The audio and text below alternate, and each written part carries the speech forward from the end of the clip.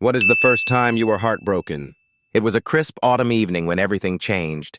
I remember the way the leaves rustled under my feet as I walked to her favorite cafe, my heart pounding with excitement.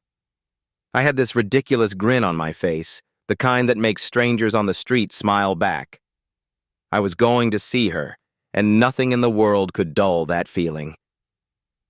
We'd been together for almost a year, and to me, it felt like the start forever. Was everything her laugh, her smile, the way she'd tuck her hair behind her ear when she was nervous? I thought we were invincible. Turns out, I was wrong. She was already sitting at our usual table when I arrived, her wrapped around a cup of tea. She'd smile she saw me. That's when I knew something was wrong. My stomach dropped, but I forced myself to sit down anyway, pretending like everything was fine. Maybe I was overthinking it. Maybe it was nothing. It wasn't nothing.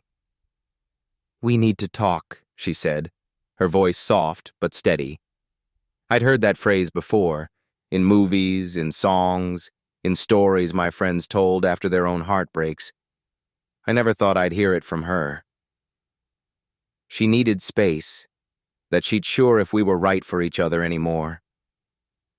I stared at her, trying to process the words that felt like a punch to the chest. My mind raced, searching for something to say, something to fix it, but all I could manage was a weak, "Why?" She shrugged, her eyes mine. "I just don't feel the same way anymore." That was it. 10 words, and my world shattered.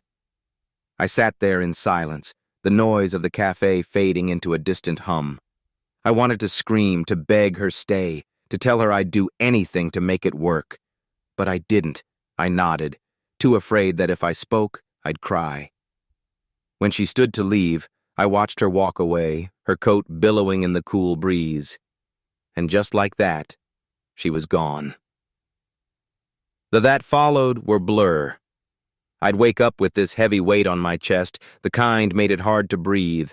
I'd scroll through old messages, rereading the that used to make me smile but now just twisted the knife deeper.